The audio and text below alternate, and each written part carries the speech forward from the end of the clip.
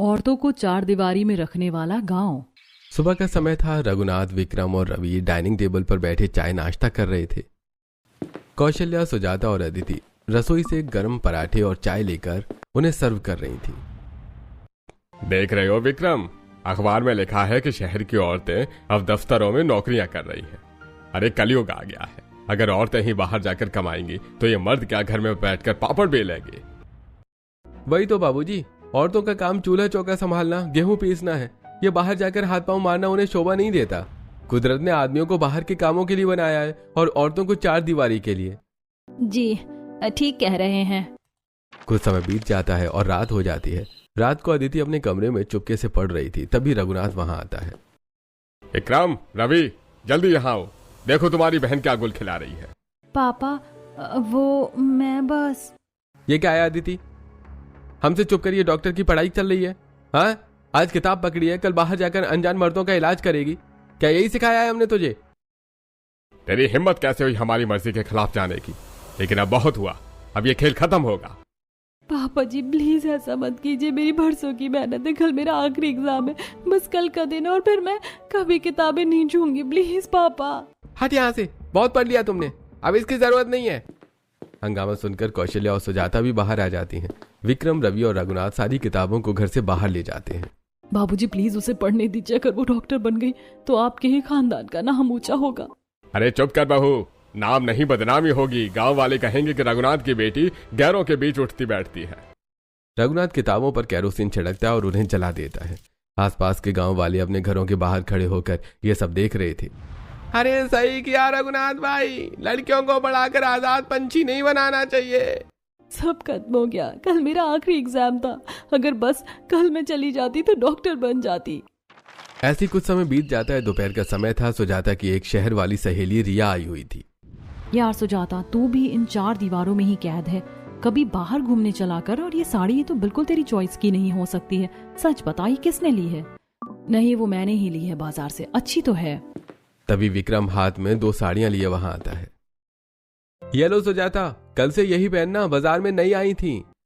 अरे तेरे पति तेरे लिए कपड़े लाते हैं तो खुद नहीं जाती? ये क्या बात हुई? कौन हो तुम और हमारे घर में ये पंचायत क्यों कर रही हो? मैं सुजाता की सहेली हूँ और मैं बस ये कह रही हूँ कि अपनी पसंद की चीज पहनना हर औरत का हक है। शहर में चलता होगा कि औरतें चाहे जहाँ चली जाएं और जो चाहे करें, पर यह हमारा गांव है। यहाँ घर की औरतें क्या पहनेंगी और कहाँ जाएंगी ये मर्द तय करते हैं। अब निकलो यहाँ से अभी के अभी। विक्रम रिया को घर से बाहर निकाल देता है। कुछ समय बीत जाता है और शाम हो जाती है। रघुनाथ कुर्सी पर बैठा था, तभी कौशल्या बहुत ही डरते हुए वहां आती है। जी मैंने सुना है कि पास वाले गांव में बड़ा सत्संग हो रहा है। बहुत बड़े महात्मा आए। अगर आप कहें तो क्या मैं कल वहां हो आऊं? क्या बकवास कर रही है? सत्संग सुनेंगी? अरे घर के काम कौन करेगा? वो जो आंगन में गेहूं रखे हैं उन्हें धोकर सुखाओ, चक्की पर पीसो। पर मैं तो बस कुछ ही घंटों के लिए। बड़ी आई सत्संग सुनने वाली। अब जा और जाकर गेहूं पीस। कौशल्या बिना कुछ कहे वहां से चली जाती है। कुछ समय बाद रात हो जाती है। सुजाता अपने कमरे में थी और वो बहुत बीमार थी। जी मुझे डॉक्टर के पास ले चलिए, बहुत तेज बुखार है। डॉक्टर के पास? पागल हो गई हो क्या? हमारे घर की औरतें डॉक्टर की दुकान पर नहीं जाती। पर मुझसे सहा नहीं जा रहा। सब ठीक हो जाएगा। मैं माँ से बोलकर काढ़ा बनवा देता हूँ, इसे पीकर सो जाना। डॉक्टर वॉक्टर के चक्कर में पड़ने की जरूरत नहीं है। विक्रम वहां से चला जाता है। आज तो मैं कम बीमार हूँ। अगर कहीं मैं ज्यादा बीमार हो गई तो क्या तब भी ये मुझे डॉक्टर के पास नहीं ले जाएंगे? कुछ समय बाद सुबह हो जाती है। पड़ोस के घर में रहने वाली नई नवेली बहू मीना ट्रैक सूट पहनकर अपने घर से बाहर निकल रही थी। तभी उसका पति सुरेश उसे रोक देता है। अरे कहाँ की तैयारी है सुबह सुबह? ये जूते पहनकर कहाँ जा रही हो? मैं बस थोड़ा टहलने जा रही थी। मुझे सुबह सुबह खुली हवा में घूमने की आदत है। मैं अपने मायके में पार्क में घूमती थी, लेकिन यहाँ पार्क तो नहीं है तो सोचा कि खेतों में ही चली जाती हूँ घूमने के लिए। तुम्हारे मायके में क्या होता था ये मुझे नहीं पता, लेकिन यहाँ की औरतें सुबह उठकर खेतों में हवा खाने नहीं जाती। ये सुबह की सैर का शौक हमने मायके ही छोड़ आना था। पर इसमें बुराई क्या है? मैं तो बस। सामान मत लड़ाओ और घर के अंदर आओ और सुबह के नाश्ते की तैयारी करो। मीना दुखी होकर वहां से चली जाती है। मीना के घर से कुछ ही दूरी पर सरिता का घर था। सरिता किचन में बैठकर खाना बना रही थी। मेरे बाबूजी ने अपना पेट काट कर मुझे पढ़ा लिखा था। मैंने इतनी पढ़ाई इसलिए नहीं की थी कि मैं जिंदगी भर इसी रसोई में बैठकर आटा गूंथूं और चक्की चलाऊं। मैं बाहर जाकर काम करना चाहती हूँ, नौकरी करना चाहती हूँ। आप मुझे क्यों रोक रहे हैं?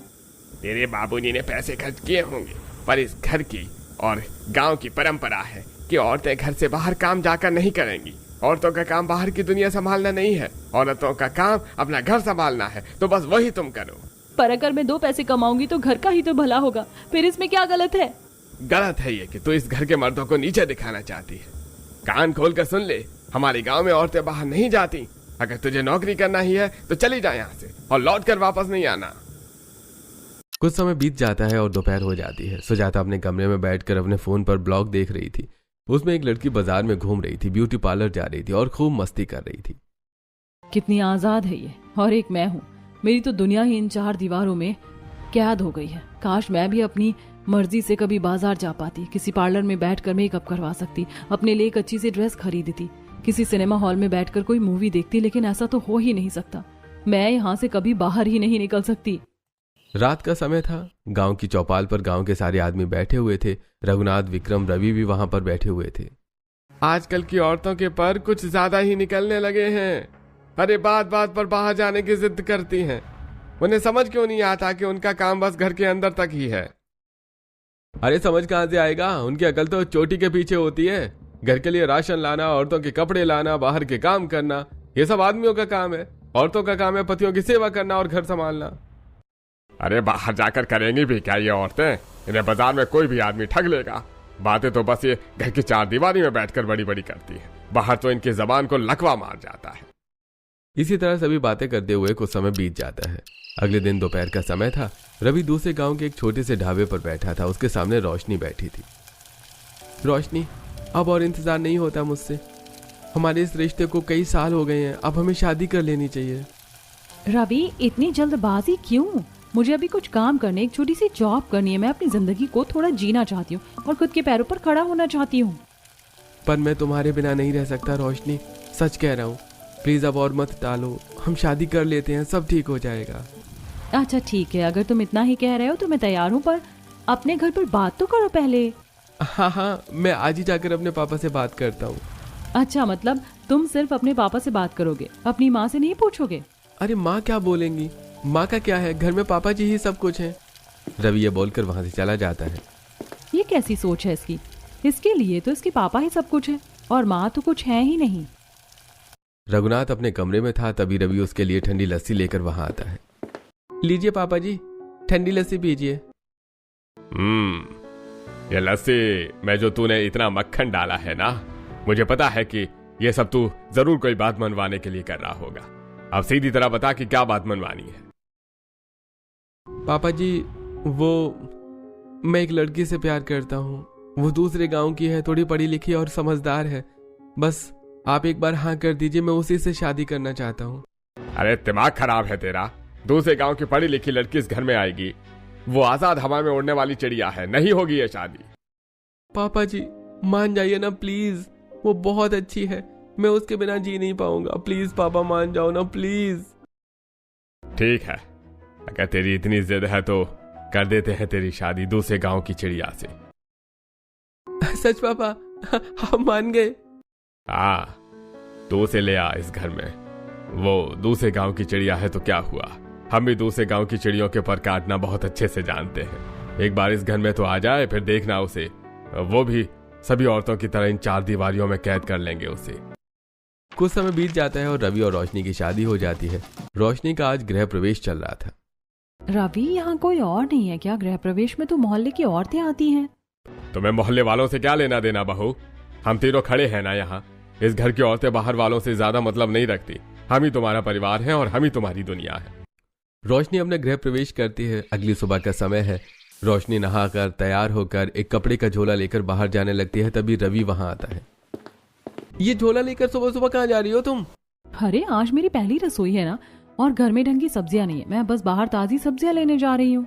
अरे पागल हो गई हो तुम? बाहर जाओगी ऐसे? ऐसे थोड़े होता है रोशनी। तुम्हें जो भी चाहिए मुझे बता दो, मैं बाजार से ले आऊंगा। तुम यहीं घर पर रहो। अजीब बात है, खाना मुझे बनाना है तो सब्जियां तो मैं अपने हिसाब से छाट कर लाऊंगी ना। मेरे मायके वाले गांव में तो मैं खुद बाजार जाकर मोल भाव करती थी। तुम्हें क्या पता कि कौन सा बैंगन अंदर से खराब है और कौन सा नहीं? बहू, ये तुम्हारा मायका नहीं, हमारा गांव है और हमारे खानदान की औरतें बाजार नहीं जाती, चाहे कुछ भी हो जाए। आदमियों को अच्छे से पता है कि घर में क्या आना चाहिए और क्या नहीं, इसलिए जैसा बोला जा रहा है वैसा ही करो। रोशनी दुखी होकर वहां से चली जाती है। कुछ समय बाद शाम हो जाती है। विक्रम, रवि और रघुनाथ तैयार होकर कहीं जा रहे थे, तभी कौशल्या, सुजाता, अदिति तैयार होकर वहां आती है। रोशनी किचन में अभी खाना बना रही थी। रोशनी बेटा, जल्दी से अपनी वो नई वाली साड़ी पहन ले, हम सब लोग बुआ जी के बेटे की शादी में जा रहे हैं। किसने कहा है कि तुम लोग भी जा रही हो? पर वो तो हमारे बहुत खास रिश्तेदार हैं। बुआ जी ने हमें खुद बुलाया था, हम कैसे नहीं जाएंगे। बुलाया होगा, पर हमारे यहाँ शादी में सिर्फ मर्द जाते हैं। तुम सब यहीं रहोगी, कहीं जाने की जरूरत नहीं है। चलो विक्रम, रवि। रघुनाथ, विक्रम और रवि वहां से चले जाते हैं। दूर से रोशनी ये सब देख रही थी और उसे ये सब अच्छा नहीं लगता। अगले दिन शाम को सुजाता बाहर जा रही थी, तभी विक्रम वहां आ जाता है। कहाँ जा रही हो? वो मेरी चेहरे पर लगाने वाली वो नाइट क्रीम खत्म हो गई थी, थोड़े पिंपल्स हो रहे हैं ना, तो सोचा पास वाली दुकान से जाकर खुद ले आऊं। तो मुझे बता देती, मैं ले आता। अरे वो क्रीम लड़कियों वाली होती है, आप उसके बारे में नहीं समझा पाएंगे। जबान मत लड़ा सुजाता, तू मुझे बताएगी कि क्या मैं समझ सकता हूँ और क्या नहीं। औरतें आदमियों से कम ही जानती हैं। और सुन ले, अब कोई क्रीम व्रीम नहीं आएगी इस घर में, अब जा अंदर।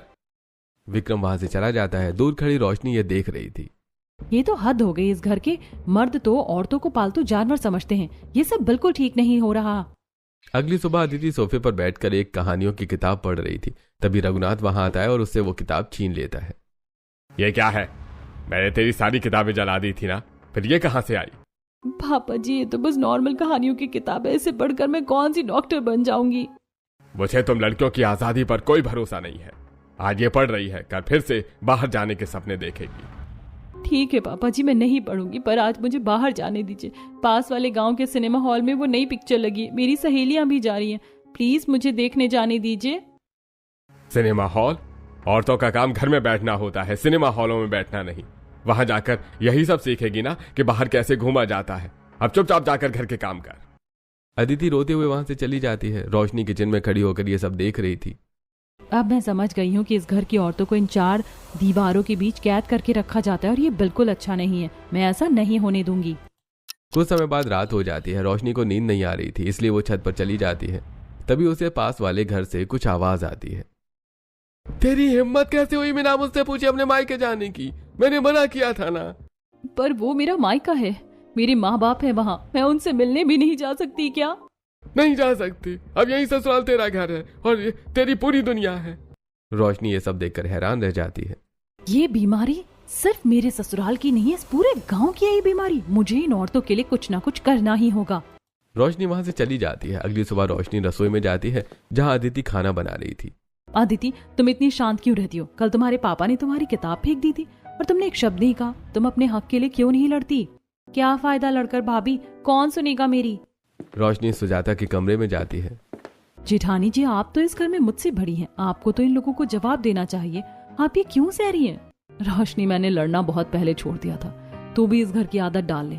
लड़कर कुछ फायदा नहीं होगा। रोशनी जल्दी से कौशल्या के पास पहुंचती है। माँ जी, आप इस उम्र में भी अपने मन से सत्संग नहीं जा सकती, आप अपने हक के लिए क्यों नहीं लड़ती? बेटा, यही हमारी किस्मत है और हमेशा बदल नहीं सकते, इसीलिए मैं लड़ना छोड़ चुकी हूँ। अगली दोपहर को रघुनाथ, विक्रम और रवि खेतों में काम करने के लिए जा रहे थे, तभी रोशनी वहां आती है। बाबूजी, मैं भी आप लोगों के साथ खेत पर चलती हूँ, थोड़ा हाथ बटा दूंगी तो काम जल्दी निपट जाएगा। सुना रवि, तेरी पत्नी अब खेत पर जाकर हमारा हाथ बटाएगी। अरे ओ आजाद पंछी, खेती आदमियों का काम, औरतों का काम नहीं है। अरे पागल हो गई है तू बहू, ये खेती बाड़ी संभालना औरतों का काम नहीं है। औरतों का काम बस घर संभालना है, तो वही तुम करो। जिस मिट्टी से आप लोग बने हैं बाबूजी, उसी मिट्टी से औरतें भी बनी हैं और औरतें सब कुछ कर सकती हैं जो मर्द कर सकते हैं। मर्दों ने बस ये वहम पाल रखा है कि औरतें कुछ नहीं कर सकती। रोशनी, तुम्हारी हिम्मत कैसे हुई बाबूजी को पलट कर जवाब देने की? रहने दे रवि, इसका क्या, ये तो बोलती रहेगी। हमें देर हो रही है, चल खेत पर चलते हैं हम। रघुनाथ, विक्रम और रवि वहां से चले जाते हैं। उनके जाने के बाद रोशनी सीधा कौशल्या, सुजाता और अदिति के पास जाती है। देखा आप लोगों ने, मैंने उन्हें जवाब दिया। हाँ, मैं जानती हूँ कि उन्होंने मुझे गालियां दी, बुरा भला कहा, लेकिन मैंने अपनी बात तो रखी ना। ऐसे ही आपको भी जवाब देना चाहिए। रोशनी, वैसे जवाब हम देकर या लड़कर क्या ही कर लेंगे? लड़कर हम अपनी जिंदगी वापस लेंगे जेठानी जी। अगर आप सब मेरा साथ दें तो हम भी इस घर के बाहर जा सकते हैं। सोचिए ना अदिति, अगर तू अपने हक के लिए लड़ेगी तो एक दिन सच में डॉक्टर बन जाएगी। क्या सच में भाभी? क्या मैं सच में फिर से पढ़ पाऊंगी? हाँ अदिति, तो डॉक्टर बन सकती है और जेठानी जी आप अपनी जिंदगी एकदम बिंदास होकर जी सकती हैं। और सासू माँ, आप इस उम्र में आजादी से मंदिर जा सकती हैं, सत्संग सुन सकती हैं। तो सही कह रही है बहू, हमने तो बिना लड़े ही हार मान ली, पर अब हार नहीं मानेंगे। मैं भी आपके साथ हूँ भाभी, अब हम भी अपने हक के लिए लड़ेंगे और बाहर जाएंगे। अगले दिन जब सारे मर्द खेत पर चले जाते हैं तो दोपहर को कौशल्या, सुजाता, अदिति और रोशनी घर से बाहर निकलती हैं और गांव में घूम के आती हैं और फिर वापस घर आ जाती हैं। सच में कई साल हो गए थे जब से हमने तो बाजार की शक्ल भी नहीं देखी थी, लेकिन आज तो बहुत मजा आया। हाँ भाभी, बहुत मजा आया। मजा तो बहुत आया, लेकिन रास्ते में गांव की कई औरतों ने हमें देख लिया था। वो सब हमें घूर रही थी। मुझे तो डर लग रहा है कि कहीं उन्होंने तुम्हारे ससुर जी को कुछ बता दिया तो। माँ जी, डरने की कोई जरूरत नहीं है। अगर उन लोगों को पता भी चल जाएगा तो हम पीछे नहीं हटेंगे। कुछ देर बाद रात हो जाती है। रघुनाथ, विक्रम और रवि गुस्से में घर लौटते हैं। कौशल्या, ये मैं क्या सुन रहा हूँ गांव वालों से? आज तुम चारों औरतें घर से बाहर गई थी घूमने के लिए। सुजाता, तेरी हिम्मत कैसे हुई बाहर जाने की?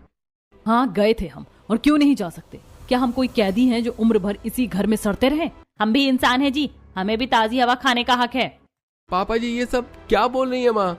ये सब इस नई बहू का किया धरा है। इसने तुम सब पर जादू कर दिया है।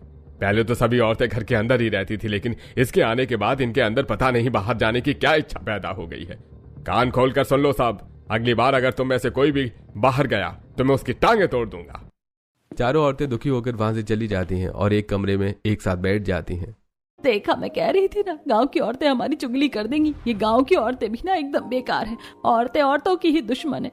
अब हम कैसे बाहर जाएंगे? माँ जी, उन्होंने हमारी चुगली इसलिए नहीं की क्योंकि वो हमारी दुश्मन है। उन्होंने ऐसा इसलिए किया क्योंकि वो खुद बाजार नहीं जा सकती। वो हमारी आजादी से जल रही थी। जल रही थी मतलब ये कि जो हम सह रहे हैं वही वो भी सह रही हैं। अगर उन्हें भी एक बार बाहर की जिंदगी का मजा मिल जाए तो वो भी समझ जाएंगी। हमें उनसे लड़ना नहीं है, हमें उन्हें भी अपने साथ लेना होगा। हमें उन्हें भी अपने हक के लिए लड़ना सिखाना होगा। लेकिन भाभी, ये कैसे होगा? वो औरतें तो अपने घरों से बाहर ही नहीं निकलती और हम बाहर नहीं जा सकते, तो फिर हम उनसे बात कैसे करेंगे? अगर हम बाहर नहीं जा सकते तो हम अपने घर पर ही रहकर उनसे बात करेंगे। कुछ समय बीत जाता है। दोपहर का समय था। रोशनी अपने घर की खिड़की पर बैठी थी और पास वाले घरों की खिड़कियों पर मीना और सरिता खड़ी थी। सरिता दीदी, मीना भाभी, क्या हाल है? क्या हाल होंगे रोशनी? हम तो यहीं इन चार दीवारों में बंद रहते। हमारी तो किस्मत ही खराब है। किस्मत खराब नहीं दीदी, बस हमने अपनी ताकत को पहचाना नहीं। आपको पता है, शहर की औरतें आदमियों के साथ दफ्तर जाती हैं, खुद की कमाई खाती हैं, और एक हम हैं जो अपने ही आंगन से बाहर नहीं निकल पा रही। पर रोशनी, हम तो गांव की कमजोर औरतें हैं, हम क्या ही कर सकती हैं? कोई कमजोर नहीं होता भाभी। आप सब अपने पांव पर खड़ी हो सकती हैं। आप में बहुत हुनर है। ऐसा थोड़ी ही है कि औरतें कुछ नहीं कर सकती। बस आप लोग डरना छोड़िए, एक बार लड़ना तो शुरू कीजिए, फिर देखना कैसा मैजिक होता है। अगले दिन सुजाता, कौशल्या, अदिति और रोशनी जल्दी से घर का सारा काम खत्म करती हैं और फिर दोपहर को फिर से खिड़की के पास खड़ी हो जाती हैं। आसपास की खिड़कियों पर और भी गांव की औरतें खड़ी थी और सभी फिर से बातें करने लगती हैं। रोशनी तो बिल्कुल सही कह रही थी। हम औरतें कमजोर नहीं है, हम बस अपनी ताकत भूल गई थी रोशनी, जो तूने हमें याद दिला दी। हाँ रोशनी, हमने ये बात गांव की और भी औरतों तक पहुंचा दी है। अब कोई पीछे नहीं हटेगा। हम सब एक साथ आगे बढ़ेंगे। यही तो चाहिए भाभी। इसी तरह एक दूसरे की ताकत बनेंगे और फिर एक दिन देखना, गांव की सारी औरतें एक साथ इस चार दीवारों को तोड़कर बाहर निकलेंगी। तभी रघुनाथ, विक्रम और रवि वहां आते हैं और उनके हाथों में कुछ बोरे थे। ये क्या कर रही हो खिड़की पर खड़े होकर? क्या कोई काम घर का नहीं है करने के लिए जो फालतू में समय बर्बाद कर रही हो? कौशल्या बहू, यहाँ आओ सबके सब। ये गेहूं और खड़े मसाले रखे हैं। आज से कोई भी पिसा हुआ सामान बाजार से नहीं आएगा। सब कुछ यही चक्की और सिलबट्टे पर पिसेगा। चलो लग जाओ काम पर। सुजाता, रोशनी, अदिति और कौशल्या खिड़की बंद करके वहां आती हैं। बाबूजी, ये सब क्या है? और पिसा हुआ आटा और मसाले तो बाजार से भी आ सकते हैं। आप लोग जानबूझकर ये भारी काम हम पर थोप रहे हैं ताकि हमें अपने लिए सांस लेने का भी वक्त ना मिले। आप लोग हमें घर की औरतें नहीं, मुफ्त की नौकर समझते हैं। रोशनी, तुम्हारी जबान कैंची की तरह चलने लगी है आजकल। नौकर नहीं बहू, हम तो तुम्हें संस्कारी बना रहे हैं। औरत का दिमाग अगर खाली रहे तो वो बाहर की हवा खाने के सपने देखती है। सही कहा विक्रम, खाली दिमाग शैतान का घर होता है। तुम औरतें अगर दिन भर चक्की पीसने और मसाले कूटने में बिजी रहोगी तो तुम्हें आपस में ये पंचायत करने और बाहर उड़ने का वक्त ही नहीं मिलेगा। और यही तुम्हारे लिए सही है। और बढ़िया से ये सब पीस कर तैयार करो। ऐसी कुछ समय बीत जाता है। रोशनी रोज खिड़की के पास खड़े होकर सभी औरतों को मोटिवेट करती थी। एक दिन रात को गांव की सारी औरतें चौपाल पर इकट्ठा होती हैं। मेरी बात ध्यान से सुनिए आप सब। डरने की बिल्कुल जरूरत नहीं है। हम कोई चोरी नहीं कर रहे, बस अपने हक की बात कर रहे हैं। हम औरतें हैं और हम आदमियों से किसी भी बात में कम नहीं हैं। रोशनी, जब तूने हमें भरोसा दिलाया कि हम अपनी पाँव पर खड़े हो सकते हैं तो हमें भी लगा कि हाँ ऐसा हो सकता है। अब हम पीछे नहीं हटेंगे, लड़ेंगे, हम अपने हक के लिए लड़ेंगे। हाँ रोशनी, तूने हमें एक नई जान फूंक दी है। तू ही हमारी नेता है। अब हम पीछे नहीं हटेंगे। अब सभी औरतें आजाद होंगी। ऐसी कुछ समय बीत जाता है। सभी औरतें चुप चुप कर एक दूसरे से मिलती थी, बाजार जाती थी और खूब मस्ती करती थी। एक दिन दोपहर को सारी औरतें कौशल्या के घर इकट्ठा होती हैं। देखिए, अब तक हमने बाहर निकलना सीखा है, पर अब भी हम आदमियों पर निर्भर हैं। छोटी से छोटी चीज के लिए हमें उनके आगे हाथ फैलाना पड़ता है और वो जब हमें पैसे देते हैं तो ऐसा जताते हैं कि एहसान कर रहे हैं। सोचो, अगर हम खुद के पैसे कमाने लगे तो हमारे पति भी हमारी इज्जत करेंगे और हम वो सब सामान ले पाएंगे जो हमें अपने खुद के लिए लेना है, जिसके लिए मर्द हमें पैसे नहीं देते। रोशनी, तुम्हारी बात तो सही है, लेकिन हम पैसे कैसे कमाएंगे? क्योंकि घर के आदमी तो हमें खेतों में काम करने के लिए जाने नहीं देते और बाहर हम काम कर नहीं सकते, तो फिर कैसे क्या करेंगे? हमें खेत जाना ही नहीं है दीदी। हम घर बैठे अचार और पापड़ का बिजनेस करेंगे। किसी को कहीं बाहर जाने की जरूरत नहीं है। सब अपने अपने घर के आंगन में पापड़ और अचार बनाएंगी।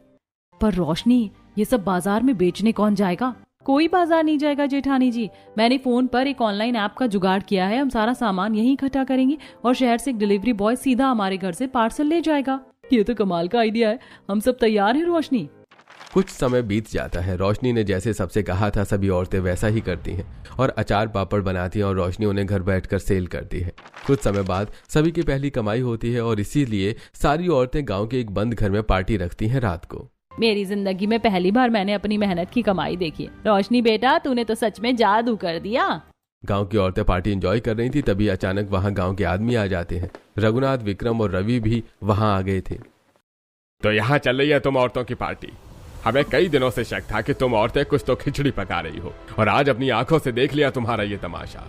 हमने किसी की चोरी नहीं की है। हम खुशी मना रहे थे एक साथ। चुप कर कलमुही, तेरी वजह से ही आज ये सब हो रहा है। अब अगर किसी ने एक और शब्द बोला तो मैं उसे अभी के अभी घर से धक्के मार कर निकाल दूंगा। सभी वहां से अपने अपने घर चले जाते हैं। कौशल्या, सुजाता, अदिति और रोशनी एक साथ बैठकर एक कमरे में रो रही थी। सब खत्म हो गया रोशनी। हम कभी इस घर से बाहर नहीं निकल पाएंगे। तुमने देखा रोशनी, घर के सारे आदमियों ने हमारे अचार पापड़ का सामान भी छीन लिया। अब हम क्या करेंगे? रोइए मत जेठानी जी। आदमियों ने सिर्फ हमारा सामान छीना, हमारा हुनर नहीं। याद रखिए, हार कर जीतने वाले को बाजीगर कहते हैं।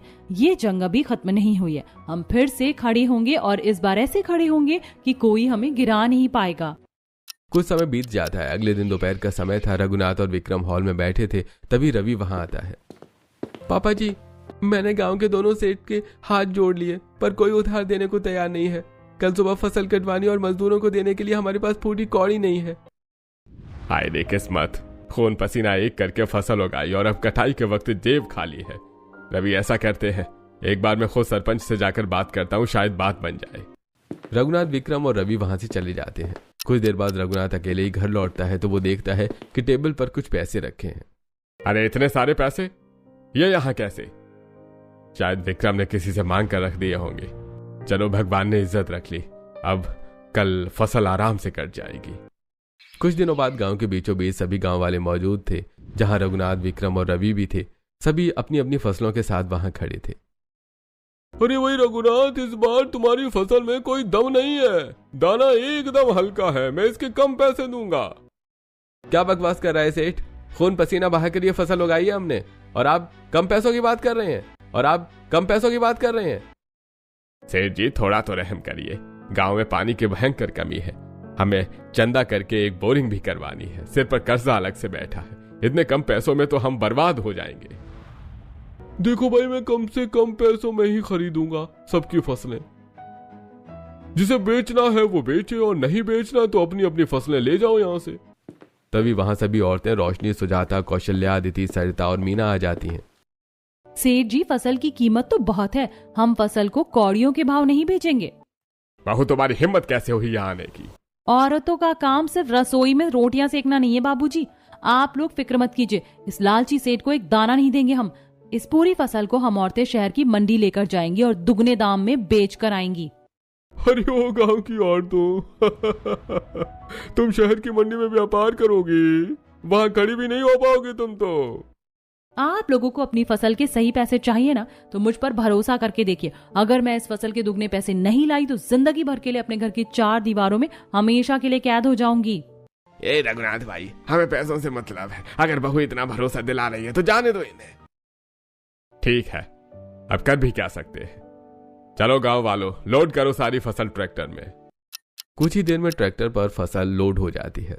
रोशनी, सुजाता, अदिति, कौशल्या और बाकी औरतें ट्रैक्टर के पास खड़ी थीं।